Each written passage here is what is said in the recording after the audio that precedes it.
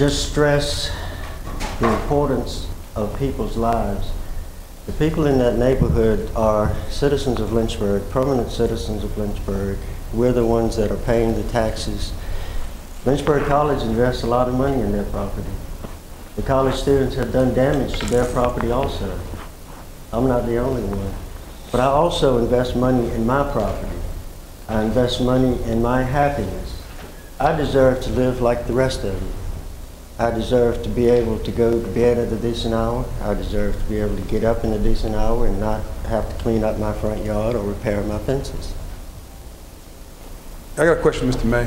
Okay, Mr. May, would you like to please come back up? Councilmember Dodson has a question for you.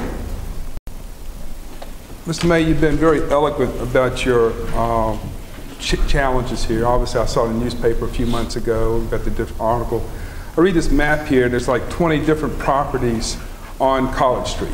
And I can read it. And it seems like 16 to 17 of them are owned or by the college, either for residential use or for classroom use.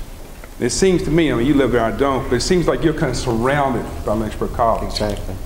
My backyard juts out into the parking lot. Right, so you're kind of surrounded, you're like an island around this. Yes, exactly. So if you have all this going around you, and I've read with the police officers, you know, a few years ago, it was horrible. I agree with you. But I read with them recently, and it's a lot better. My question is, if you're so miserable where you live, and you discussed it with your life being endangered, as you quoted, from the activities of Lynchburg College students, and you lost faith in the Lynchburg Police Department, why do you live there? I live there because that's family home. Well, it goes back, it goes back to my mother and father bought that home in 1941. That's where I was brought when I came home from the hospital. After my parents' death, I moved back in it.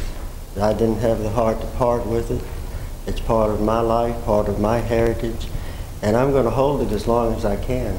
I can't say that Lynchburg College won't get that property one day, but as long as I own it, as long as I live in it, I have the right to live in peace. Oh, that's absolutely right. That's all I'm asking. It seems to me, I mean, we've heard you before, read it in the newspaper, we heard a long dissertation how miserable things are in the neighborhood, and it just kind of, you know, beyond me. I mean, it's a house, obviously. I mean, it's passed down through multiple generations. And the reason, you basically trash Lynchburg College, everything they've done.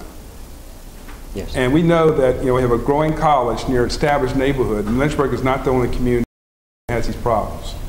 And it's unfortunate how you trash Lynchburg College, they've been over backwards, you know. And I agree, I mean, living near a college, it's a challenge. Well, particularly a college that has a lot more social activity than others.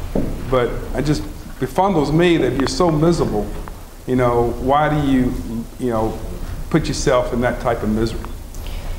Any other comments? Councilmember Helgeson? Yeah, I don't think we need to shoot the messenger. I mean, I appreciate Mr. May's position, and I think that it's inappropriate to take an attitude that sounds something like it's College Ave, love it or leave it.